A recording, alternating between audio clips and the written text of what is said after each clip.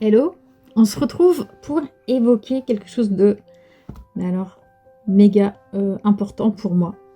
Le méga est peut-être un peu trop, mais en tout cas de vraiment important à mon cœur. C'est ce petit carnet que je vous montre. J'ai déjà eu l'occasion de partager il y a très longtemps une photo de ce carnet. Ce carnet, qu'est-ce que c'est? C'est un petit carnet que j'ai été amenée à ouvrir en mars 2024, moment où ma médiumnité s'éveille de façon brutale au travers d'une séance d'hypnose dont j'ai eu l'occasion de vous parler un petit peu il n'y a pas longtemps. Très rapidement, je ne sais pas pourquoi à cette époque, je me ressens le besoin de consigner ce que je viens de vivre dans ce petit carnet. Je me mets à noter, mais aujourd'hui je me dis que c'était guidé. À ce moment-là, je ne le sais pas. Je me mets à noter tout ce que je ressens, tout ce que je vis, toutes les phrases que j'ai en tête, toutes les expériences que je me mets finalement à enchaîner derrière cette séance d'hypnose. Ce petit carnet, j'aimerais vous en partager quelques extraits, vous dire quelques phrases notamment que j'ai pu y écrire. Pourquoi je cherche, c'est juste tout simple, écrire.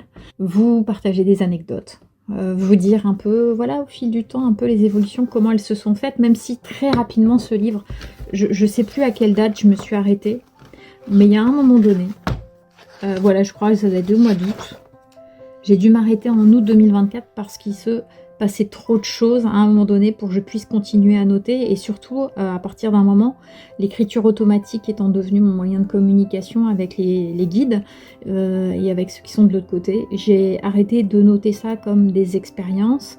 Je suis passée dans la phase plutôt communication active avec les guides, et donc là ce sont des classeurs complets que j'ai d'écriture et de correspondance du coup avec à la fois mes guides, mais aussi avec des entités qui n'étaient pas mes guides, mais que je pensais être ces derniers. Bien mal m'en a fait d'ailleurs, à de nombreuses reprises et pas qu'un peu. Toujours est-il que ce carnet, dans les temps à venir, je vais vous en partager des petits extraits. Je vais vous parler aussi de l'histoire de ce crayon. Vous verrez que ce crayon, il a toute une histoire aussi. Ben, je vous propose peut-être qu'on se cale ça dans une petite semaine, ou un an, ou 2 ans. Non, maintenant, allez, je vais pas être vache. Je vais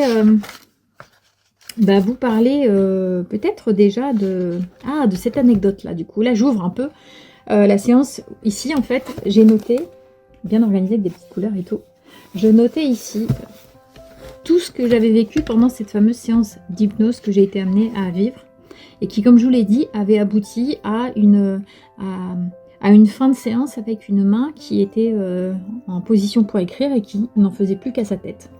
Une main, une tête. Mais pendant cette séance d'hypnose, il m'est arrivé de voir des choses, de raconter des choses que je n'avais pas décidé de raconter en fait, puisque pendant la séance d'hypnose, je me mets à recevoir dans l'oreille, par image, même si j'ai les yeux fermés, je suis consciente et je vois, il y a des visions, c'est comme ça qu'on les appelle, des images qui arrivent, des sensations d'être touchée, de la clairvoyance en fait qui s'active, enfin tout se met en route d'un coup. Et donc voilà, c'est toutes ces informations là aussi où je me dis, je vais vous en donner quelques petites bribes par exemple. Et dans les petites bribes que j'ai eues, je voudrais vous parler peut-être justement de la toute première scène à laquelle je fais face. Je me retrouve en fait à voyager parce que l'hypnose, pour ceux qui ne connaissent pas, en fait, vous êtes allongé sur un canapé et vous avez l'hypnothérapeute qui vous accompagne de sa douce voix et qui vous conduit dans une histoire où vous êtes amené à voyager. Souvent, voilà, on peut imaginer l'image, on peut utiliser l'image d'un nuage sur lequel on est amené à se déplacer, et techniquement, dans l'hypnose régressive, dans notre petit nuage, on est invité à remonter dans nos vies antérieures avec ce nuage un peu magique qu'on va faire sortir de notre cœur, de notre âme qui vient nous ramener des informations. Quand on y croit. À ce moment-là, je vous rappelle que je n'y croyais pas du tout. J'y vais pour taper une petite ronflette sur le canapé, me détendre, me sentir mieux, avoir un moment de bien-être et de grande détente. Peu importe l'histoire qu'on me raconte. Mais il se trouve que très rapidement, l'histoire commence et donc on m'invite à voyager sur un nuage. Sauf que moi, je me retrouve pas sur un nuage, je me sens être à la mer. Alors, ce genre de sensation, tout le monde peut le ressentir. Hein, ça, le fait d'ailleurs, la méditation, elle nous amène aussi à ça, les méditations guidées, hein, la sophrologie, toutes ces choses-là nous amènent à avoir ces ressentis. Il ne faut pas être médium pour ressentir ça. Mais voilà, je me sens vraiment hyper connectée et pour le coup, je me sens à la mer. Je suis allongée, c'est ce que je note. Hein. Je suis en train de vous relire un peu. Je suis allongée sur le sable avec du sable chaud dans les mains. Donc, je suis déjà bien installée. En fait, j'ai la serviette, le maillot de bain. Je suis prête. Je pourrais être déjà à faire bronzette, a priori. Et j'ai une impression de nuage. Donc là, c'est une phrase que je donne parce que je communique avec l'hypnothérapeute, forcément, en indiquant ces informations-là. Et très rapidement, donc le nuage vient me chercher et m'emmène à voyager. Et là, j'arrive dans un lieu où encore aujourd'hui, j'ai les images devant moi. Je peux voir les images de ce que j'ai vu à ce moment-là encore. Et j'assiste à une scène assez particulière. Vous avez vu, hein, je ménage le suspense un peu, hein, je vous tiens en haleine. Et en fait, je suis au milieu de nulle part. Là, vous êtes déçus. Je suis au milieu de nulle part, au milieu d'un champ. Il n'y a rien autour. C'est un vide. Comme un champ immense à perte de vue. Sauf que devant moi se dresse un bâtiment. Alors ce bâtiment, en fait, c'est une église. Une église. Alors je vous rappelle, je ne suis pas chrétienne, je ne l'ai jamais été, je ne suis pas croyante, je ne suis pas pratiquante, je suis moi, et c'est déjà pas mal. Mais en tout cas, il y a une espèce de bâtiment d'église, mais qui ne ressemble pas non plus à une vraie église à l'ancienne, hein, mais je la vois même quasi pas, cette église, parce qu'autour de cette église, il y a un mur immense qui se dresse tout autour. Il fait tout comme presque une forteresse, en fait. Vous savez, il y aurait un bâtiment religieux. Moi, je dirais même, c'est peut-être, j'ai dit église, mais en fait, finalement, c'est un bâtiment religieux, quelque part, entouré d'un mur aussi haut que les murs d'une prison. Et donc, je vois, en fait, ce bâtiment au milieu d'une longue route, droite, la route 66, vous voyez, hop, avec juste un bâtiment et des champs partout autour et rien autour. Je suis forcément invitée à regarder ce qui se passe autour de ce bâtiment et en faire le tour.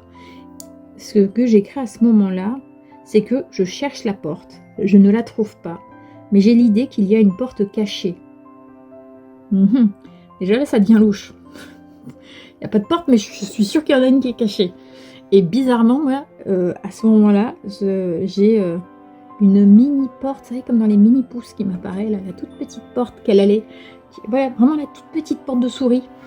En fait, c'était la porte. Cette porte-là, gardez en tête que sa taille a de l'importance. Elle va symboliser toute la difficulté que je vais avoir à accéder justement à la lumière quelque part qui se trouve être derrière ces murs. Donc je la vois toute petite et je note, et je dis plutôt, parce qu'en fait j'ai eu le compte rendu audio, hein, bien sûr, de mon hypnose, et c'est ce que je suis en train de vous restituer. Je la vois, elle est toute petite, j'ai peur d'aller à l'intérieur. Et là, bah vous saurez la suite la prochaine fois. Parce que ça fait déjà 9 minutes. Ça passe trop vite. Hein. On continuera la prochaine fois. Voilà. Bah, j'espère que ces sujets vous intéressent, que c'est des choses qui vous plaisent. Je vous dis pas que je vous partagerai forcément la totalité de ce carnet, parce qu'il y a des choses qui sont aussi très difficiles dans ce carnet. Mais ce que je peux vous partager, j'ai envie de vous le partager parce que je pense que moi, quand j'ai écrit ce carnet, c'était une preuve pour moi-même que je ne devenais pas folle.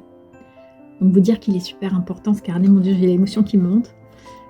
Vous dire que ce carnet est super important, c'est rien vous dire, enfin c'est peu dire, pardon. Parce que ça, c'était pour moi ma garantie à moi que j'étais pas en train de siphonner en fait. Donc voilà, on se fait la suite la prochaine fois. Ne bougez pas. Enfin, faites quand même 2-3 trucs entre deux. Et puis on se retrouve bientôt.